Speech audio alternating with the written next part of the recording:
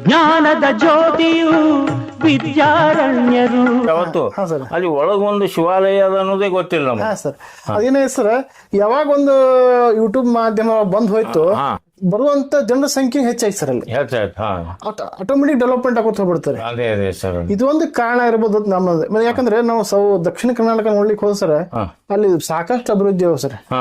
ಅಲ್ಲಿ ಅಭಿವೃದ್ಧಿ ನಮ್ಮ ಉತ್ತರ ಕರ್ನಾಟಕದ ಯಾಕೋ ಆಗಲ್ಲ ಆಗಿದೆ.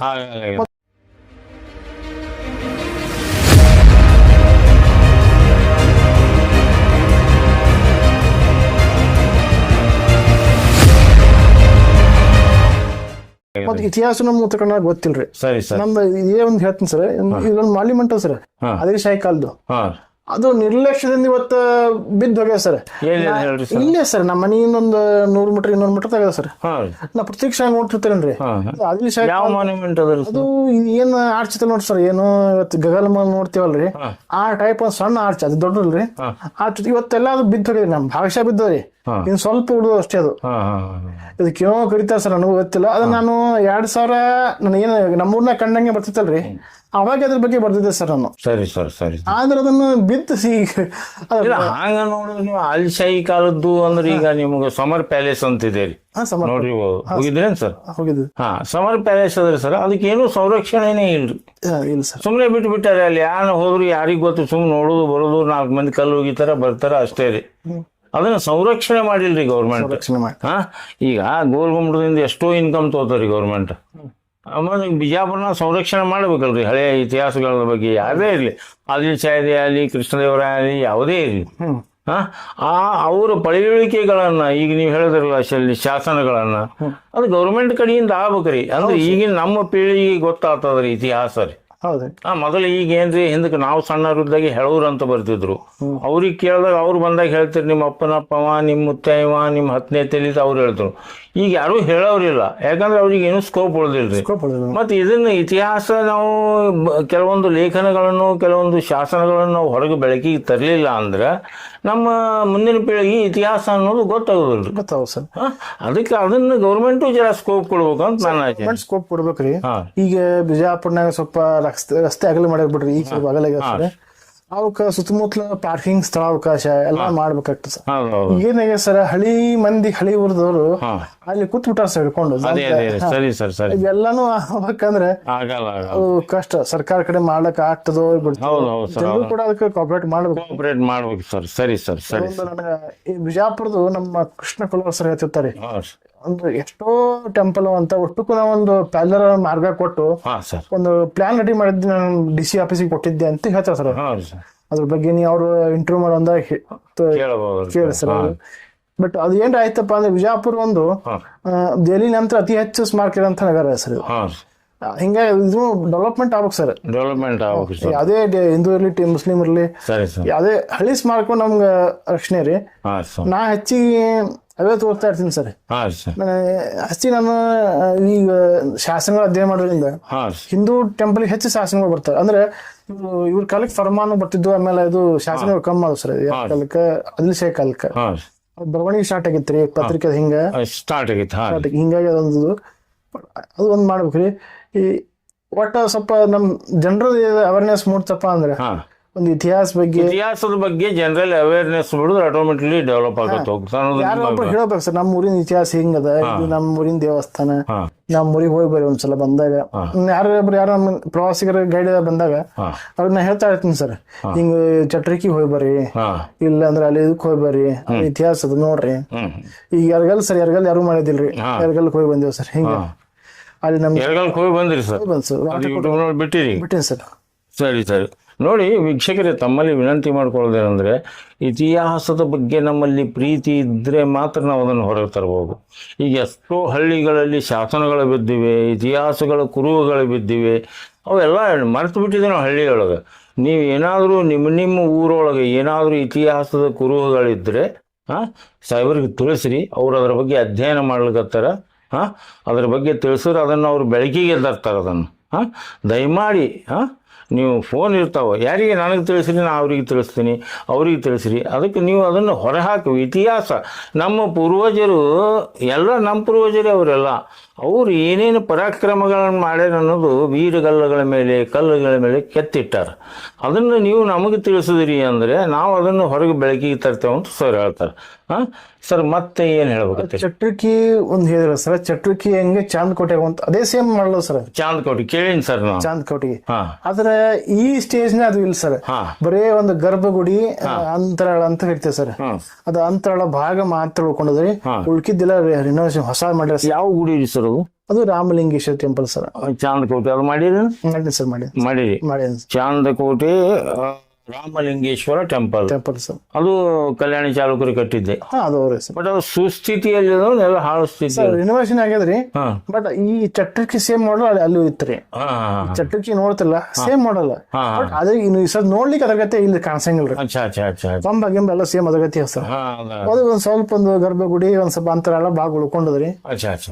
ಒಂದು ನಮ್ಮ ಹಂಗೆ ಸರ್, ಅದು ನಮ್ಮ ಇತಿಹಾಸನೇ ಅಲ್ಲ ಸರ್. ಏನದು ಇತಿಹಾಸ ಸರ್. ನೀವು ಒಂದು ಸಾಹಿತ್ಯ ಸಂಘಟನೆ ಅಂತ ಮಾಡಿರಿ ಅಂತೇಳಿ ವಿಜಯಪುರದಾಗ, ಅದ್ರ ಬಗ್ಗೆ ಸ್ವಲ್ಪ ಹೇಳಿ. ಸಾಹಿತ್ಯ ಸಂಘಟನೆ ಇಲ್ಲ ಸರ್, ಅಖಿಲ ಭಾರತ ಸಾಹಿತ್ಯ ಸಂಘಟನೆ ಅಂತ ಹೇಳಿ, ಸಾಹಿತ್ಯ ಪರಿಷತ್ ಅಂತ ಹೇಳಿ ಒಂದು ಇದು ಸರ್. ಅದು ಕಾರ್ಯ ತಂದ ಸಾಹಿತ್ಯ ಕಾರ್ಯನ ಮಾಡ್ತಾ ಇದೆ, ಅಖಿಲ ಭಾರತೀಯ ಸಾಹಿತ್ಯ ಪರಿಷತ್ ಅಂತ. ಸರಿ ಸರ್. ಅದ್ರದ್ದು ಜಿಲ್ಲಾದ್ದು ನಾನು ಸಂಯೋಜಕ ಅಂತ ಸದ್ಯ ಇದ್ದೀನಿ. ನಮ್ಮ ಬಾಬಣ್ಣ ಸರ್ ಅಧ್ಯಕ್ಷರಿದ್ದಾರೆ. ಅಲ್ಲಿ ನಮ್ಮ ಸಂಘಟನೆ ಇದೆ ಸರ್, ಸಾಹಿತ್ಯಿಕ ಕಾರ್ಯಕ್ರಮ ಮಾಡ್ತೇವೆ ಸರ್. ಸರ್ ಯಾವ್ಯಾವ ರೀತಿ ಮಾಡ್ತೀವಿ ಅಂದ್ರೆ ಕವಿಗೋಷ್ಠಿ ಮಾಡ್ತೇವೆ ಸರ್. ಆಮೇಲೆ ನಮ್ಮ ಪ್ರಮುಖವಾಗಿ ನಾವು ಕಾರ್ಯಕ್ರಮ ಮಾಡಿದಂದ್ರೆ ಬಾಬು ಕೃಷ್ಣಮೂರ್ತಿ ಅವ್ರ ಕಾರ್ಯಕ್ರಮ ಸರ್. ಇವತ್ತಿನ ಅವ್ರು ಅಜೇಯ ಅಂತ ಒಂದು ಪ್ರಸಿದ್ಧ ಕೃತಿ ಇದೆ ಸರ್. ಅಜೇಯ ಬಗ್ಗೆ ಹೇಳ್ಬೇಕಾದ್ರೆ ಸರ್ ನಿಮ್ಗೊಂದು ಉದಯ್ ಕುಮಾರ್ ಗೊತ್ತಿರ್ಬೇಕು ಸರ್. ಉದಯ್ ಕುಮಾರ್ ನಟಕೇಸರಿ ಅಂತ ಹೆಸರು. ನಟಕೇಸರಿ ಉದಯ್ ಕುಮಾರ್ ಇಷ್ಟು ಇಂಪ್ರೆಸ್ ಆಗಿದ್ರೆ ಅಂತ ಓದಿ ಪುಸ್ತಕ ಓದಿ. ಯಾರು ಇವರು ನೀವು ಹೇಳ ಹೆಸರು? ಬಾಬು ಕೃಷ್ಣಮೂರ್ತಿ. ಬಾಬು ಕೃಷ್ಣಮೂರ್ತಿ ಎಲ್ಲಿ ಅವ್ರು? ಇವರು ಬಾಬು ಕೃಷ್ಣ ಬೆಂಗಳೂರಿನ ಹೆಸರಲ್ಲಿ. ಬೆಂಗಳೂರಿನವ್ರು. ಅವ್ರಿಗೆ ಇವ್ರು ಇನ್ಸ್ಪಿರೇಷನ್ ಆಗಿದ್ರು ಯಾರು? ಬಾಬು ಕೃಷ್ಣಮೂರ್ತಿ ಅವ್ರದ್ದು ಅಜೇಯ ಪುಸ್ತಕ ಓದಿ ಉದಯ್ ಕುಮಾರ್ ಅವ್ರ ಇಂಪ್ರೆಸ್ ಆಗಿದೆ ಸರ್. ಮುಂದ್ರಿ ಸರ್. ಅಜೇಯ ಅಂತ ಅನ್ನೋದು ಚಂದ್ರಶೇಖರ್ ಆಜಾದನ ಜೀವನ ಚರಿತ್ರೆ ಸರ್. ಕಾದಂಬರಿ ರೂಪದ ಅತ್ಯಂತ ಹೆಂಗ್ ಬಂದು ಸರ್ ಅಂದ್ರೆ ಓದ್ಬೇಕಾದ್ರೆ ಒಂದ್ ರೀತಿ ವೈಬ್ರೇಷನ್ ಬರ್ಬೇಕು ಹಂಗ.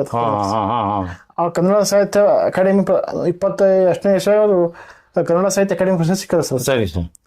ಅದನ್ನ ಉದಯ್ ಕುಮಾರ್ ಅವರು ನಾನು ಪಿಕ್ಚರ್ ಮಾಡ್ತೀನಿ ಹೋಗಿದ್ದೆ ಸರ್. ಅದು ಕಡಿಗೆ ಪಿಕ್ಚರ್ ಮಾಡೋದು ಅದೇ ಕಾಪಿ ಇಟ್ಕೊಂಡು ಸರ್ ಅಂದ್ರೆ ಸನಿ ಡಿಯೋಲ್. ಹಾ ಸರ್, ಸನಿ ಡಿಯೋಲ್ ಪಿಕ್ಚರ್ ಮಾಡ್ತಾರೆ ಅದನ್ನ ಅಜಯ್ ಸ್ವಲ್ಪ ಹಚ್ಕೊಂಬ ತರ್ತಾರೆ.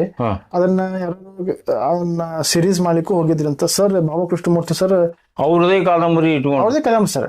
ಈ ಸನಿ ದೇವಲ್ ಮಾಡ್ತಾ ಇದ್ದಾರೆ. ಮಾಡಿ ಸರ್, ಮಾಡ್ಯಾರ 2002ಗೆ ಬಂದ ಸರ್ ಪಿಕ್ಚರ್. ಬಂದವ್ರಿ.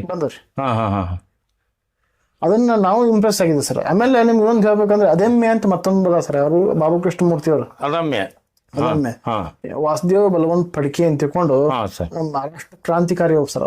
ಅವ್ರು 2ನೇ ಶಿವಾಜಿ ಅಂತ ಕರೀತಾರೆ. ಅದು ನಂಗೆ ಇಂಪ್ರೆಸಿಂಗ್ ಆಯ್ತು ಸರ್. ಇಂಥ ವ್ಯಕ್ತಿತ್ವ ನಮ್ಗೆ ನಮ್ ದೇಶದಾಗ ಹುಟ್ಟ್ಯಾರಲ್ಲ. ಇದೊಂದು ವಿಚಾರ ಏನ ಸರ್, ಅವ್ರು ಲಾಸ್ಟಿಗೆ ಸಿಗೋದು ನಮ್ ಬಿಜಾಪುರ ಜಿಲ್ಲೆದಾಗೆ. ಯಾರು ವಾಸುದೇವ ಬಲವಂತ್ ಫಡ್ಕೆ. ಒಂದ್ ರೀತಿ ಖುಷಿ, ಒಂದ್ ರೀತಿ ಬೇಸರ. ಯಾಕೆ ನಮ್ ಬಿಜಾಪುರ ಸಿಗಬಾರ್ದಿತ್ತು ಅಂತ ಹೇಳಿ. ಇಲ್ಲ, ನಮ್ ಬಿಜಾಪುರ ಬಂದಿದ್ರಲ್ಲ ಒಂದ್ ಖುಷಿ. ಇದೊಂದು ಖುಷಿ. ದತ್ತಾತ್ರೇಯ ಭಕ್ತರಾಗಿದ್ರು ಅವರು. ಹೀಗಾಗಿ ದತ್ತನ್ ಭಕ್ತರು ಬಂದಾಗ ಅಲ್ಲಿ ಪೊಲೀಸರು ಅಟ್ಯಾಕ್, ಅವ್ರಿಗೆ ಬ್ರಿಟಿಷರ ಪೊಲೀಸರು ಬಂದಾಗ ಹಿಡಿತಾರ ಬಾ ಅಂತ ತಿಳ್ಕೊಂಡು ನಮ್ಗೆ ಒಳಗ್ ಬಂದ್ ಸರ್ ಸಿಂದಗಿ ತಾಲೂಕಿಗೆ ಬಂದ್ರು ಅವರು. ಹೀಗಾಗಿ ಅದೊಂದು ಅದಮ್ಯ ಪುಸ್ತಕ ಕೂಡ ನನಗೊಂದು ಬಹಳ ಖುಷಿ ಕೊಡ್ತು. ಆಮೇಲೆ ಅವ್ರ ರಾಮಾನುಜ ಜೀವನ ಚರಿತ್ರೆ ಅಂತ ವಿಶಿಷ್ಟ ಕೊಡ್ತು. ಈಗ ಅವ್ರ ಪುಸ್ತಕ ಓದ್ತಾ ಇದ್ದೆ ಸರ್. ಇಲ್ಲ, ಅವ್ರನ್ನ ನಾನು ಅಜಯ 50 ವರ್ಷ ಆಗ್ತಾ ಬಂತು. ಇಲ್ಲ, ಅಜಯ ಬಗ್ಗೆ ಒಂದು ಏನೋ ಕಾರ್ಯಕ್ರಮ ಮಾಡಬೇಕು ಅಂತ ನನ್ನ ತಲೆಯಾಗಿತ್ತು ಸರ್.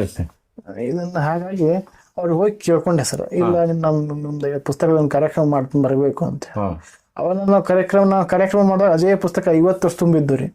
ಹೀಗಾಗಿ ಅಜಯ 50 ವರ್ಷ ನೇತೃತ್ವವನ್ನ ಅಖಿಲ ಭಾರತ ಸಾಹಿತ್ಯ ಪರಿಷತ್ತು ಮತ್ತು ಇನ್ನೊಂದು ಮಂಥನ ಟೀಮ್ ಅಂತದೆ ಸರ್. ಆ ಒಂದು ತಂಡ, 2 ತಂಡಗಳು ಕೂಡಿಕೊಂಡು ನೇತೃತ್ವ ವಹಿಸಿ ಅವರನ್ನು ಕಾರ್ಯಕ್ರಮ ಮಾಡಿದೆ ಸರ್. ಬಿಜಾಪುರ ಮಾಡಿದೆ ಸರ್. ಇದು ಬಿಡಿ ಸೊಸೈಟಿ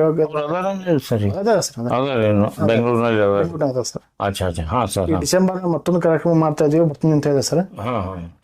ಆಮೇಲೆ ದೇವಕೊಂಡ ರೆಡ್ಡಿ ಸರ್, ದೇವಕೊಂಡ ರೆಡ್ಡಿ ದೇವರಕೊಂಡ ರೆಡ್ಡಿ ಸರ್ ಅಂತ ಇದೇ ಏನಿಲ್ಲ ಸರ್, ಕರ್ನಾಟಕ ಇತಿಹಾಸ ಅಕಾಡೆಮಿ ಅಧ್ಯಕ್ಷರು, ಶಾಸನ ಓದ್ತಾರೆ ಸರ್ ಅವರು.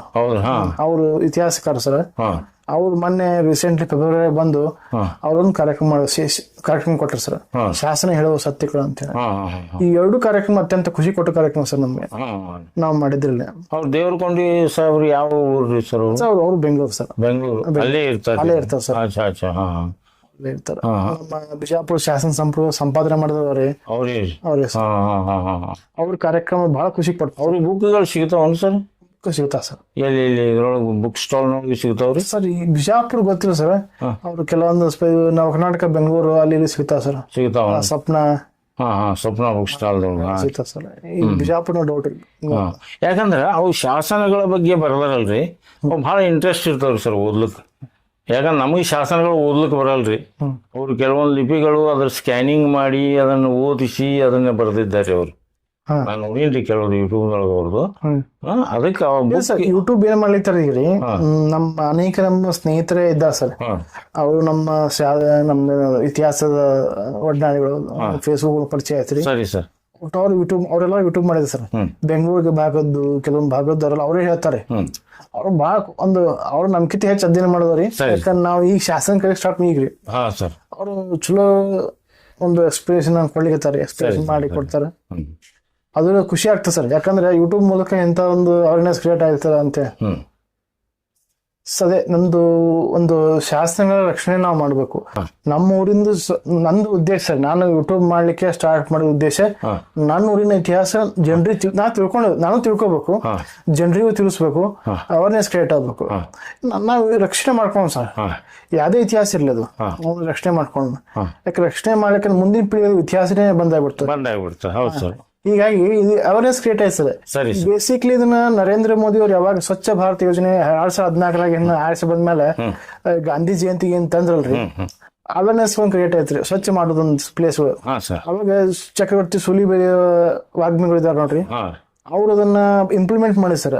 ಅವ್ರ ಯುವ ಬ್ರಿಗೇಡ್ ಎಷ್ಟು ಮಟ್ಟಿಗೆ ಮಾಡಿದ್ರಪ್ಪ ಅಂದ್ರ, ಆ ಯುವ ಬ್ರಿಗೇಡ್ ಕಾರ್ಯಕರ್ತರು ಪ್ರತಿಯೊಂದು ಊರಿನಲ್ಲಿರುವಂತ ಐತಿಹಾಸಿಕ ದೇವಸ್ಥಾನ ಮತ್ತು ಕಲ್ಯಾಣ ಸ್ವಚ್ಛ ಮಾಡ್ಲಿಕ್ಕೆ ಇಂಥ ಬಹುತೇಕ ಕಾರ್ಯ ಇನ್ನೂ ಕೂಡ ಅವ್ರಿಗೆ ಮಾಡ್ತಾ ಇದ್ದಾರೆ. ಆ ಒಂದು ಇನ್ಸ್ಪಿರೇಷನ್ ಇಟ್ಕೊಂಡು ಬಹಳಷ್ಟು ಮಂದಿ ನನಗದು ಈ ಊರಾಗ ಇತಿಹಾಸ ಅದಪ್ಪ ಅಂತ ಹೇಳಿ ಒಂದು ಬೆಳಕಿಗೆ ಬರ್ಲಿಕ್ಕೆ ಸ್ಟಾರ್ಟ್ ಆಗಿದ್ದೆ ಅವಾಗ ಸರ್. ಅಲ್ಲಿವರೆಗೂ ಎಲ್ಲ ಮುಚ್ಚಿಬಿಟ್ಟಿದೆ ಸರ್, ಕಂಟಿ ಅದು ಎಲ್ಲ ಆಗಿ. ಈಗ ಬಿಟ್ಟು ಅವಾಗ ಸ್ವಲ್ಪ ಅವೇರ್ನೆಸ್ ಕ್ರಿಯೇಟ್ ಆಯ್ತ್ರಿ. ಮತ್ತೆ ಈಗ ಒಂದ್ ಸ್ವಲ್ಪ ಈಗ ಇತ್ತೀಚೆಗೆ 3-4 ವರ್ಷದಿಂದ ಹೆಚ್ಚಿಗೆ ಅವೇರ್ನೆಸ್ ಕ್ರಿಯೇಟ್ ಆಗ್ತಾ ಇದೆ. ಈಗ ಒಂದ್ ಸ್ವಲ್ಪ ಅದು ಆಗ್ತಾ ಇದೆ, ಇನ್ನೂ ಆವಾಗ ಸರ್ ನನಗೆ ಅನ್ಸೋ ಮಟ್ಟಿಗೆ. ಯಾಕಂದ್ರೆ ಉತ್ತರ ಕನ್ನಡದಾಗ ನಮ್ಮ ದೇಶದ ಇದು ನಮ್ಮ ದಕ್ಷಿಣ ಭಾಗದಲ್ಲಿ ಅತ್ಯಂತ ಹೆಚ್ಚು ರಾಜರು ಆಳಿದ್ದೇ ಉತ್ತರ ಕನ್ನಡದವರು. ಸರಿ ಸರ್. ಯಾಕಂದ್ರೆ ನಮ್ಮ ಬಾದಾಮಿ ಚಾಲುಕ್ಯರು ಇಲ್ಲೇ ಬಾದಾಮಿ ಬಾಗಲಕೋಟೆ ಜಿಲ್ಲೆಯವರು, ಅದು ರಾಜಧಾನಿ ಇತ್ತು. ಐಹೊಳೆ ಪಟಗಳೆಲ್ಲ ಅಲ್ಲೇ ಬರಸ್. ಆಮೇಲೆ ಕದಂಬರು ಆಡಿದ್ದು ಬನವಾಸಿ, ಅದು ಉತ್ತರ ಕನ್ನಡ ಜಿಲ್ಲೆ, ಉತ್ತರ ಕನ್ನಡ ಭಾಗದೇ ಬರ್ತದೆ. ರಾಷ್ಟ್ರಕೂಟರು ಮಲ್ಖೇಡ, ಕಲ್ಯಾಣ ಚಾಲುಕ್ಯರು ಬಸವ ಕಲ್ಯಾಣ ಮತ್ತು ಯಾದಗಿರಿ ಎಲ್ಲ ಆಯ್ತು. ಇವೆಲ್ಲ ಆಡಿದವರು ದೇವಗಿರಿ ಆದವ್ರು ಒಬ್ಬರೇ ನಮ್ಮ ಮಹಾರಾಷ್ಟ್ರದ ದೇವಗಿರಿ ಅದು. ಉಳ್ಕಿದ್ರು ಎಲ್ಲ ಕರ್ನಾಟಕ ಸರ್. ಆಲ್ಮೋಸ್ಟ್ ಅಲ್ಲ ವಿಜಯನಗರ ಸಾಮ್ರಾಜ್ಯ, ಹಂಪಿ, ಅದು ನಮ್ಮ ಉತ್ತರ ಕನ್ನಡ ಭಾಗ. ಇಷ್ಟೆಲ್ಲ ರಾಜ್ಯಗಳ ನಮ್ದು ಭಾಗ. ಬಟ್ ಈಗ ಅಷ್ಟು ನಮ್ದು ಇತಿಹಾಸ ಗೊತ್ತಿಲ್ಲ, ಸೊರಗಿರ್ತದ. ಸ್ವಲ್ಪ ನಾವು ಜಾಗೃತಿ ಮೂಡಿಸಿದ್ರೆ ನಮ್ಮ ಇತಿಹಾಸ ಉಳಿತದ ಅಂತ. ಸರಿ ಸರ್. ನೋಡಿ ವೀಕ್ಷಕರೇ, ಅವರ ಒಂದು ನೋವು ಅದ. ಯಾಕಂದ್ರೆ ಉತ್ತರ ಕರ್ನಾಟಕದ ಹೆಚ್ಚು ಹಿಸ್ಟಾರಿಕಲ್ ಪ್ಲೇಸ್ ಮೊದಲು ಇದು ಮಾಡಿದ್ದು ರಾಜರುಗಳ ಆಳಿದ್ದು ಉತ್ತರ ಕರ್ನಾಟಕದವ್ರಿ. ಆದರೂ ಆ ಇತಿಹಾಸಕ್ಕೆ ಇನ್ನೂ ಅಷ್ಟು ಬೆಳಕು ತಂದಿಲ್ಲ ಸರ್ಕಾರೇ ಆಗಲಿ ಜನರೇ ಆಗಲಿ. ಸರ್ಕಾರದ ಒಂದು ತಪ್ಪತ್ತು ನಾವು ಹೇಳಿದ್ರೆ ಜನರು ಅದಕ್ಕೆ ಈಗ ದಯಮಾಡಿದ್ದು ಇಬ್ಬರು ಬೋತ್ ಜನರು ಮತ್ತು ಇದಕ್ಕೆ ನಾವು ನಿಮ್ಮಲ್ಲಿ ರಿಕ್ವೆಸ್ಟ್ ಮಾಡ್ಕೊಳ್ಳೋದು ಏನಂದರೆ, ಈಗ ಈಸ್ ಹ್ಯಾಂಡಿಕ್ಯಾಪ್ಡ್, ನಾನು ಹ್ಯಾಂಡಿಕ್ಯಾಪ್ಡ್. ನಾವು ಯೂಟ್ಯೂಬ್ ಎದಕ್ಕೆ ಮಾಡ್ತೇವೆ ಅಂದ್ರೆ ಯಾವುದೇ ಒಂದು ಇಬ್ಬರು ಒಂದು ಇನ್ಕಮ್ ದೃಷ್ಟಿಯಿಂದ ನಾವು ಮಾಡೋದಿಲ್ಲ, ಕಮರ್ಷಿಯಲಿ ನಾವು ಮಾಡೋಕ್ಕೆ ತಯಾರಿಲ್ಲ. ನಾವು ಏನಪ್ಪ ಅಂದ್ರೆ ನಮ್ಮ ಕಂಟೆಂಟ್, ನನ್ನ ಕಂಟೆಂಟ್ ಏನಪ್ಪ ಅಂದ್ರೆ ರೈತರನ್ನು ಮುಂದೆ ತರಬೇಕು, ರೈತರಿಗೆ ಬೆಳೆಸ್ಬೇಕಂತ ನನ್ನ ಕಂಟೆಂಟು. ಅವ್ರ ಕಂಟೆಂಟು ಇತಿಹಾಸವನ್ನು ಬೆಳಕಿಗೆ ತರಬೇಕು. ಡಿಫ್ರೆಂಟ್ ಕಂಟೆಂಟ್ ಅವ. ನೀವು ದಯಮಾಡಿ ನೀವು ಏನಾದರೂ ನಿಮ್ಮ ಹತ್ರ ಸಾಧಕರುಗಳಿದ್ದರೆ ನಿಮ್ಮಲ್ಲಿ ಯಾರಾದರೂ ಇಂಥ ನೋಡಿ ಅವ್ರು 29ನೇ ವಯಸ್ಸಿನಲ್ಲಿ ಸಾಹಿತಿಗಳದಾರ, ಬುಕ್ಕ ಬರೆದಾರ, 3000ಕ್ಕಿಂತ ಹೆಚ್ಚು ಬುಕ್ಗಳನ್ನು ಸಂಗ್ರಹಣೆ ಮಾಡಿದ್ದಾರೆ, ಓದ್ತಾ ಇದ್ದಾರೆ, ಇನ್ನೂ ಲೇಖನಗಳನ್ನು ಬರೀತಾ ಇದ್ದಾರೆ 29ನೇ ವಯಸ್ಸಿನಲ್ಲಿ. ಬೀಯಿಂಗ್ ಹ್ಯಾಂಡಿಕ್ಯಾಪ್ಡ್, ಎಲ್ಲಿ ನಮಗೆ ನಿಮ್ಮಂಗೆ ನಾರ್ಮಲ್ ತಿರ್ಗಾಡೋಕ್ಕಾಗಲ್ಲ ನಮಗೆ. ಅದಕ್ಕೆ ದಯಮಾಡಿ ನೀವು ಹೆಲ್ಪ್ ಮಾಡಬೇಕು. ಏನು ಹೆಲ್ಪ್ ಮಾಡಬೇಕು? ನಮಗೆ ಹಣ ಸಹಾಯನೂ ಬೇಕಾಗಿಲ್ಲ ನಮಗೆ. ನೀವೇನಪ್ಪ ಅಂದರೆ ಎಲ್ಲೆಲ್ಲಿ ನಿಮ್ಮ ಇತಿಹಾಸಗಳದಾವ, ನಿಮ್ಮ ಊರಿನ ಇತಿಹಾಸಗಳದಾವ, ನಿಮ್ಮ ಊರಿನ ಸಾಧಕರು ಯಾರದಾರ ನಮಗೆ ತಿಳಿಸ್ಬೇಕು ದಯಮಾಡಿ. ಇನ್ನೊಂದು ಹೇಳ್ತೀನಿ, ನಾನೀಗ ನನ್ನ ಯೂಟ್ಯೂಬ್ನೊಳಗೆ 300 ಯೂಟ್ಯೂಬ್ ಆಗಿರ್ಬೇಕು, 300 ವೀಡಿಯೋ ಇರಬೇಕು. ಇನ್ನೂವರೆಗೆ ನಾನು ಸ್ಟಾರ್ಟ್ ಮಾಡಿ 1.5 ವರ್ಷ ಮೇಲೆ ಆಯಿತು. ನಾನು ಯಾರ ಹತ್ರ ಹೋಗಿ ನನ್ನ ಸ್ವಂತ ಜೀಪ್ನಲ್ಲಿ ಹೋಗಿ ಶೂಟಿಂಗ್ ಮಾಡ್ಕೊಂಡು ಬಂದು ನಾನು ಅಪ್ಲೋಡ್ ಮಾಡ್ತೀನಿ. ಯಾರ ಕಡೆಯಿಂದನೂ 300 ಯೂಟ್ಯೂಬ್ ಕ್ರಿಯೇಟ್ ಮಾಡಿದ್ರು ಯಾರ ಕಡೆಯಿಂದನೂ ₹1 ನಾನು ಪಡೆದಿಲ್ಲ. ನಾವು ಹಣ ಬೇಕಾಗಿಲ್ಲ ನಮಗೇನು ಬೇಕು, ನಾವು ಸಮಾಜ ಸೇವೆ ಮಾಡಬೇಕು. ಅದಕ್ಕೆ ಆಸ್ಪದ ಮಾಡಿಕೊಡ್ರಿ. ನಾವು ಒಳ್ಳೆಯ ಸಾಧಕರನ್ನು ಹೊರಗೆ ತರಬೇಕು. ಈಗ ಇವರೇ ಸಾಧಕರು ನನಗೆ ಗೊತ್ತಿರಲಿಲ್ಲ. ನಾ ಹಿಂಗೆ ಕೇಳ್ಕೊಂಡು ತಿಳ್ಕೊಂಡು ನಮ್ಮ ಮಂದಿರಕ್ಕೆ ಬರ್ತಿದ್ರು ಇವರು. ಯಾವತ್ತು ಒಂದು ನಮ್ಮ ಫ್ರೆಂಡ್ಸ್ ಕಡೆಯಿಂದ ತಿಳ್ಕೊಂಡು ಮಾಡಬೇಕಲ್ಲ ಆ ತಲೆಯೊಳಗೆ ಬಂತು ಇವ್ರದೊಂದು. ಯಾಕಂದ್ರೆ 29ನೇ ವಯಸ್ಸಿನಲ್ಲಿ ಇಷ್ಟು ಸಾಧನೆ ಮಾಡೋರು ಭಾಳ ಕಡಿಮೆ. ಈಗಿನ ಮೊಬೈಲ್ ಯುಗದೊಳಗೆ, ಟಿ ವಿ ಯುಗದೊಳಗೆ 3000ಕ್ಕಿಂತ ಹೆಚ್ಚು ಬುಕ್ಗಳನ್ನು ಸ್ಟಡಿ ಮಾಡೋದು, ಲೇಖನ ಬರೆಯೋದು, ಸಾಹಿತ್ಯಗಳನ್ನು ಬರೆಯೋದು ಯಾರು ಮಾಡ್ತಾರೆ ಹೇಳ್ರಿ? ನೀವೇ ಹೇಳಿ, ಯಾರು ಮಾಡ್ತಿದ್ರಿ ನಾನು ತಿಳಿಸಿ. ಇನ್ನೊಂದು ಹೇಳ್ಬೇಕಂದ್ರೆ ವಿಜಾಪುರ ಒಂದಲ್ಲಿ ಸರ್ ನಾಥ ಸಂಪ್ರದಾಯ ಒಂದು ಬಗೆಯ ಒಂದು ಸಂಪ್ರದಾಯ ಅದ್ರಿ. ವಿಜಾಪುರ ಒಂದೊಂದು 50-40 ನಮ್ಗೆ ಸಾಧು ಸಂತ ಸಿಗ್ತಾರೆ. ಅವ್ರ ಬಗ್ಗೆ ನಾನು ವಿಚಾರ ಸಂಗ್ರಹ ಮಾಡ್ತಾ ಇದ್ದೀನಿ. ಯಾಕಂದ್ರೆ ನಾನು ಆ ವಿಚಾರಗಳನ್ನ ನಮ್ ಯಾರೆಷ್ಟು ಮಂದಿ ಇದ್ದಾರೆ ಅಂತ ಹೇಳಿ ನಾ ಹುಡ್ಕೋಕ್ ಹೋಗ್ತೀನಿ, ಅಷ್ಟು ಸಿಗ್ತಾನೆ ಇರ್ತಾರೆ ಸರ್. ಬಿಜಾಪುರ ಒಂದಲ್ಲಿ ಇಷ್ಟು ನಾಥ ಸಂಪ್ರದಾಯ ಬಹಳ ಸಂಘ ಸರ್. ಉಕ್ಕಿ ಕಡೆ ಸಿಗೋದು ನಮ್ಗೆ ಅಷ್ಟು ಕಷ್ಟ. ಬಟ್ ಬಿಜಾಪುರ ಡಿಸ್ಟಿಕ್ ನಲ್ಲಿ ಒಂದು 50-60 ಮಂದಿ ಸಿಗ್ತಾರೆ ಸರ್. ಮಾಡೋಣ ಸರ್, ಅವರು ತಿಳ್ಕೊಂಡು ಮಾಡೋಣ. ಅದು ನೋಡಿ, ಅಂದ್ರೆ ಗುರುದೇವ ರಾಂಡೆ ಅಂತ ಒಬ್ರು ಶ್ರೇಷ್ಠ ಆರಾದ್ರಿ ನಮ್ಮ ರಾಧಾಕೃಷ್ಣನ್ ಗುರುಗಳು ಸರ್ ಅವರು. ಹಿಂಗಾಗಿ ಅವ್ರು ನಮ್ ಜಿಲ್ಲೆದವ್ರ ನಮ್ ಹೆಮ್ಮೆ ಸರ್. ಅದು ನಮ್ದು ಇಂಡಿ ತಾಲೂಕು ಹತ್ರ ಬರ್ತದೆ ಸರ್. ನಿಂಬಾಳ ಕೂಡ ಅಷ್ಟೇ ಒಂದು ಅಲ್ಲಿ ನಿಂಬಾಳ ಒಂದು ದೇವಸ್ಥಾನ ಅದ್ರಿ, ಅದು ನೋಡ್ಬೋದು. ಅದು ನಮ್ದು ಮಾಡ್ಬೇಕು. ಸರಿ ಸರ್, ಸರಿ. ಇಷ್ಟೆಲ್ಲ ಅಂದ್ರೆ ನಮ್ಮ ಬಿಜಾಪುರ ಜಿಲ್ಲಾ ಅಂದ್ರೆ ಬಹಳಷ್ಟು ವಿಷಯಗಳು ಸರ್. ಅದನ್ನ ನಾವು ಸುಮ್ ಭವಿಷ್ಯಾಗಿ ಇಟ್ಕೊಂಡ್ ಕೂತೀವ್ರಿ ಅಷ್ಟು. ಇಲ್ಲ ಮಾಡೋಣ ಸರ್. ನಿಮಗೆ ತಿಳಿದ್ ನೀವ್ ಹೇಳ್ರಿ, ನನಗೆ ತಿಳಿದ್ ನಾ ಹೇಳ್ತೀನಿ. ವೀಕ್ಷಕರು ನಮ್ಗೆ ಹೆಲ್ಪ್ ಮಾಡ್ತಾರ್ರಿ. ಅವರು ತಿಳಿಸ್ತಾರೆ ನಮ್ಗೆ ಇಂಥಲ್ಲವ ಮಾಡ್ರಿ ಅಂತೇಳಿ. ದಯಮಾಡಿ ಇದನ್ನ ಎಲ್ಲ ಕಡೆ ಶೇರ್ ಮಾಡಿರಿ, ಸಬ್ಸ್ಕ್ರೈಬ್ ಮಾಡಿರಿ, ಬೆಲ್ ಐಕಾನ್ ಒತ್ತಿರಿ. ಅವ್ರದ್ದು ನಾನು ಇದು ಹಾಕಿರ್ತೇನೆ ಡಿಸ್ಕ್ರಿಪ್ಷನಲ್ಲಿ, ಅವ್ರದ್ದೇನೋ ಯೂಟ್ಯೂಬ್ ಚಾನಲದ್ದು ಅವ್ರ ನಂಬರು ನಾನು ಡಿಸ್ಪ್ಲೇ ಮಾಡಿರ್ತೀನಿ. ದಯಮಾಡಿ ನಮಗೆ ಹೆಲ್ಪ್ ಮಾಡಿರಿ. ಏನು ಹೆಲ್ಪ್ ಮಾಡಿರಿ ಅಂದ್ರೆ, ಯಾರು ಸಾಧಕರದಾರ, ಯಾರಿಂದ ಸಮಾಜಕ್ಕೆ ಒಳ್ಳೆಯದಾಗತ್ತೆ ಅಂಥವ್ರನ್ನ ನಮಗೆ ತಿಳಿಸಿ ದಯಮಾಡಿ ನಾವು ಬಂದು ಮಾಡ್ತೇವೆ ನಿಮ್ಗೆ. ದಯಮಾಡಿ ಸರ್, 29 ವರ್ಷ 30 ವರ್ಷ ಒಳಗೆ ಇಷ್ಟು ದೊಡ್ಡ ಸಾಧಕರದಾರ. ತುಂಬ ಧನ್ಯವಾದಗಳು ಸರ್ ನಮಗೆ ಆಸ್ಪದ ಮಾಡಿ ಕೊಟ್ಟಿದ್ದಕ್ಕೆ. ನೀವು ಇದೇ ಥರ ಬೆಳೀತಾ ಇರ್ರಿ. ನಾ ರಾಯರಲ್ಲಿ ಬೇಡ್ಕೋತೀನಿ, ಸಾಯಿಬಾಬಾನಲ್ಲಿ ಬೇಡ್ಕೋತೀನಿ, ಬೆಳೀತಾ ಇರ್ರಿ. ನಮ್ಮಿಂದ ಏನಾದರೂ ನಿಮಗೆ ಏನ್ರಿ ಬೇಕು, ಯಾವುದೇ ಕಂಟೆಂಟ್ ಕೊಡು ಅಂದ್ರೆ ನಾನು ನಿಮಗೆ ಕೊಡ್ತೀನಿ ಅಂಥವು ಇದ್ದಿದ್ದು. ನಿಮ್ಮಲ್ಲಿ ನಿಮಗೆ ಆಧಾರ್ ಕಂಟೆಂಟ್ ನನಗೆ ಕೊಡ್ರಿ, ನಾ ಹೋಗಿ ಮಾಡ್ತೀನಿ. ನಮಸ್ಕಾರ, ಎಲ್ಲರಿಗೂ ನಮಸ್ಕಾರ. ಜೈ ಹಿಂದ್, ಜೈ ಕರ್ನಾಟಕ.